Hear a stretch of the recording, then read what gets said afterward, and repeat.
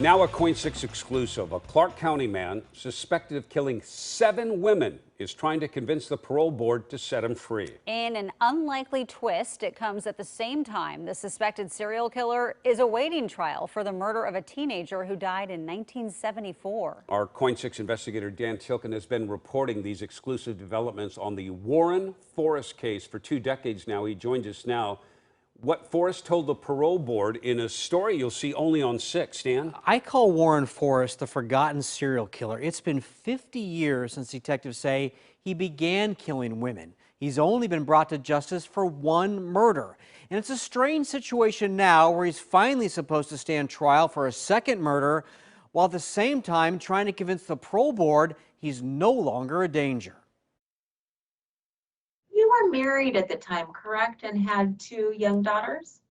Yes, ma'am. Warren Forrest sat in a Washington state prison 2 weeks ago as the parole board tried to pull information from the mind of the man detectives say killed these 7 young women and teenagers. 2 more survived his brutal attacks, all in the early 1970s.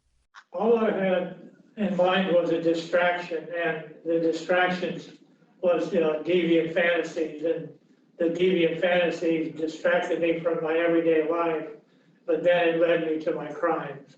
Forrest told the parole board he was distracting himself from feeling worthless and hopeless, but has never explained more.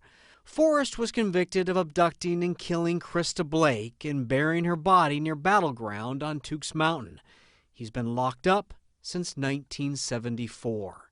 For decades, Clark County detectives unsuccessfully tried to link him to other murders. In 2015, they had a breakthrough, tying Forrest to the murder of Portland teenager Martha Morrison.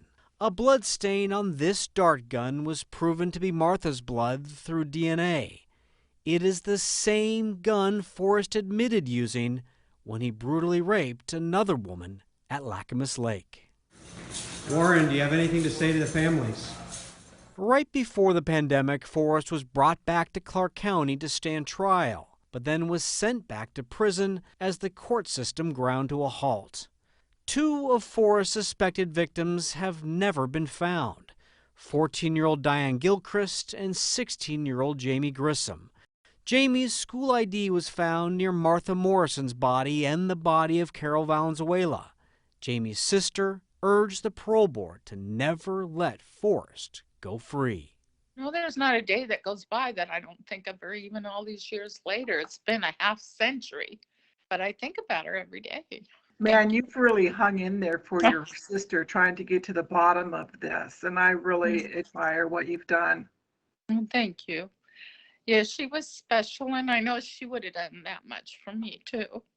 I'm sorry for all the pain that I've created, that there isn't a day that goes by that I don't regret the selfish actions of my youth. Forrest told the parole board his fantasies of hurting women have diminished to next to nothing. When the parole board asked him several times about the other women he's accused of killing, he did what he's done for a half century. I've been instructed by my attorney, Mr. Downs, not to comment on any unadjudicated crimes. So he won't give families any answers. I can't imagine a scenario where the parole board actually releases him. The last time he came up for parole, they added 7 years to his earliest possible release. He told the parole board if he was released, he'd go to live with his daughter and her 3 children in the town of Rainier, Washington. And also, they talked about how he's still married to his 2nd wife, who he met 40 years ago. She was his prison nurse. And they fell in love in prison, and they are still married. That's interesting. Jenny and I were wondering, after all these delays, what is the status of his trial? So his trial is scheduled for October. It has been delayed and delayed and delayed because of the pandemic. His attorney has filed paperwork saying he may plead insanity, which he did successfully at his very first trial. That was for his attack on the woman at Lacamas Lake.